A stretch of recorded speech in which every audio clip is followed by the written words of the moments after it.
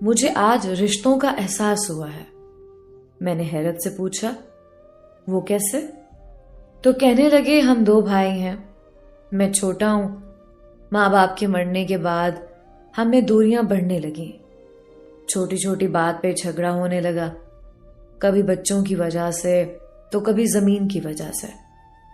मेरी अपनी दुकान थी, अच्छा खासा कमाता था। बीवी ने मुझे कहा, हम अलग रहेंगे, तुम्हारा भाई और उसके बीवी बच्चे हम पे बोझ हैं। भाई ने गाय भैंस रखी हुई थी, उनका दूध बेचकर गुजारा करता था।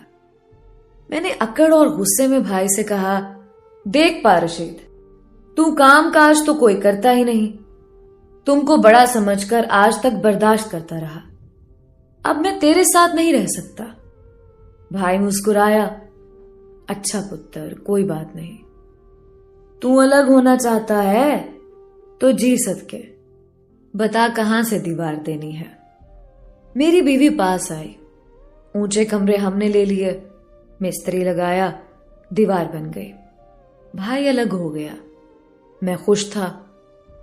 बीवी पास बैठी आकर, देख बशीर, अब हम आजाद हैं, अब हम जो दिल चाहे करेंगे।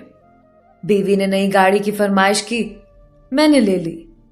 बीवी ने आईफोन का कहा, मैंने ले दिया। एक दिन भाई गली से गुजर रहा था, मैं इग्नोर करके जाने लगा। भाई ने आवाज दी, छोटे, क्या बात है पुत्र, घर में दीवार क्या उठी, तूने तो बात करना भी छोड़ दिया। मैंने जान छुड़ाते हुए कहा, कुछ नहीं भाई, बस जल्दी में था। भाई ने कंधे पे हाथ रखा, पुत्र ख्याल रखा कर अपना और फजूल खर्ची ना किया कर। मैं इग्नोर करके चला गया। मैं अनजान था भाई के हालात से। भाई का छोटा बेटा बहुत बीमार था। भाई के हालात भी ऐसे नहीं थे कि उसका इलाज करवा सकता। दूसरी तरफ मैं, जिसके पास लाखों रुपए थे, मैं अनजान था भाई के हालात से। एक दिन भाई मुझे कहने लगा, बशीर, कुछ पैसे चाहिए थे। मैंने गुस्से से कहा, भाई यार, एक तो आजकल काम नहीं चल रहा दुकान का, ऊपर से तू मांगने आ गया, मेरे पास कुछ नहीं है। बीवी ने भी मेरी तारीफ की, अच्छा किया, इनकार कर दिया, खुद कमाए ना। 1 साल गुजर गया था, मैं भाई के घर नहीं गया कभी। भाई के हालात बहुत खराब हो गए थे, मैं अनजान था। गुर्बत का ये आलम था। भाई ने किसी से उधार लिया हुआ था, उधार वाला घर आया, भाई को गालियां दी, बहुत बेइज्जत किया। मोहल्ले वालों ने बताया, मारा भी था उन लोगों ने भाई को। दूसरे जाने भाई का बेटा मौत से लड़ रहा था। मेरा दिल तड़पा तो था, लेकिन मेरी बीवी ने मुझे रोक दिया।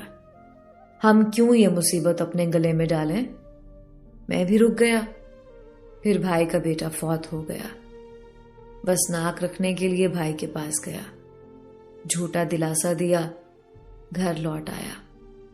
भाई वक्त से पहले बूढ़ा हो गया था, दाढ़ी सफेद हो गई। मेरा कारोबार उरूज पे था। फिर एक दिन कुछ यूं हुआ, मेरी दुकान पे डकैती हुई। चोर सब कुछ छीन कर ले गए और जाते हुए मुझ पे फायरिंग भी कर गए थे। गोलियां मेरे सीने और पेट में लगी थी। मैं मौत के करीब था। बाजार के लोग इकट्ठे हो गए, मुझे अस्पताल ले गए।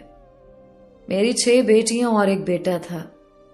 मैं मरने से पहले अपने बच्चों का सोचने लगा, उनका क्या होगा, मेरे बच्चों को कौन संभालेगा, मेरी 6 बेटियां, उनका सहारा कौन बनेगा। मेरी बंद होती आंखें, अंधेरा छाने लगा। जब होश आया तो मेरा बूढ़ा भाई पास बैठा था, मेरे बच्चे पास बैठे थे। मैंने आंख खोली, हाथ हिलाना चाहा, लेकिन मेरा जिस्म सुन्न हो चुका था। डॉक्टर कह रहे थे, बहुत सी नसें कट गई हैं, वक्त लगेगा ठीक होते। मैं ना चल सकता था ना उठ सकता था। सिर्फ देख और सुन सकता था। मैं जिंदा लाश था। मैं भाई की तरफ देख रहा था। भाई ने जेब से पैसे निकाले, डॉक्टर को दिए। ये लो, पूरे 4 लाख हैं। डॉक्टर ने कहा, अब आप इनको घर ले जाएं और मेडिसिन देते रहें। मेरे बच्चे भूखे बैठे हुए थे। भाई ने मेरी बीवी को आवाज दी, ती रानी, कुछ पका बच्चों के लिए, बच्चों को भूख लगी है। बीवी खामोश थी। भाई ने अपनी बीवी को कहा, कल ये दीवार तोड़ देंगे, सब एक साथ रहेंगे। मेरे 7 बच्चे, भाई के 5 बच्चे। मेरी बीमारी की वजह से सबकी जिम्मेदारी भाई के कंधों पे आ गई थी। मेरी बीवी रो रही थी, बच्चों का क्या होगा। मैं दिलासा देना चाहता था, लेकिन जिसमें हरकत नहीं थी। इतने में भाई आया, जेब से 20,000 निकाले। कुड़िए, ये ले 20,000 रुपए, बच्चों की स्कूल की फीस और अपनी जरूरत पूरी करना। परेशान ना होना बिल्कुल भी। मैं तेरा बड़ा भाई नहीं, तेरे बाप जैसा हूं। बस बशीर को वक्त पे दवा देती रहना। भाई ने मेरे इलाज के लिए अपनी गाय भैंस बेच दी। रोज शाम को मेरे पास आता, मेरे जिस्म की मालिश करता, बच्चों को गोद में बिठाकर प्यार करता। भाई बूढ़ा हो चुका था, लेकिन हिम्मत नहीं हारा था। मुझे बिस्तर पे पड़े 5 साल हो गए थे। बच्चे भी जवान हो रहे थे। एक दिन भाई मेरी शेव कर रहा था।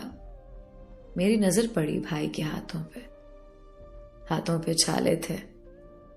भाई ना जाने कौन सा ऐसा काम करता था कि हाथ जख्मी हो चुके थे। मेरी आंखों से आंसू बहने लगे। आखिर अपना खून अपना होता है। आखिर भाई भाई ही होते हैं। मैं भाई के हाथ चूम लेना चाहता था। मैं भाई को सीने लगा लेना चाहता था। इतने में मेरी बड़ी बेटी पास आई। बड़े पापा, मुझे कॉलेज की फीस दे दें, कल आखिरी तारीख है। भाई ने सर पे हाथ रखा। अच्छा मेरी धी रानी, मैं शाम को ला दूंगा तुमको पैसे। भाई ने जूता पहना, तेज कदमों से बाहर की जानिब चल दिया। भाई का टूटा हुआ जूता, फटे पुराने कपड़े। मैं चीख चीख कर रोना चाहता था, लेकिन जिसमें ताकत नहीं थी।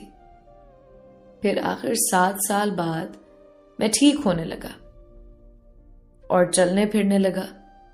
मुझे एहसास हो गया था, आखिर भाई भाई ही होते हैं। मैं इतना कहूंगा, ना झगड़ा करो आपस में। जमीन जायदाद सब पल भर में खाक हो जाता है। सिर्फ साथ निभाते हैं तो रिश्ते। हम अना, गुरूर और दौलत के नशे में रिश्तों पे थूक देते हैं। लेकिन बाखुदा जब बेबसी की इंतहा होती है, फिर भाई ताकत बनकर साथ खड़े हो जाते हैं। नफरतें मिटाकर मोहब्बतों के दिए जला लो। अपने भाई से नाराज हो तो सुलह कर लो, कि इससे बड़ा कोई नेक अमल नहीं। भाई के घर जरूर जाया करो, चाहे कुछ ना दो एक दूसरे को। हाल अहवाल पूछ लिया करो। ये वो रिश्ते हैं जो धूप की आग में साया बन जाया करते हैं।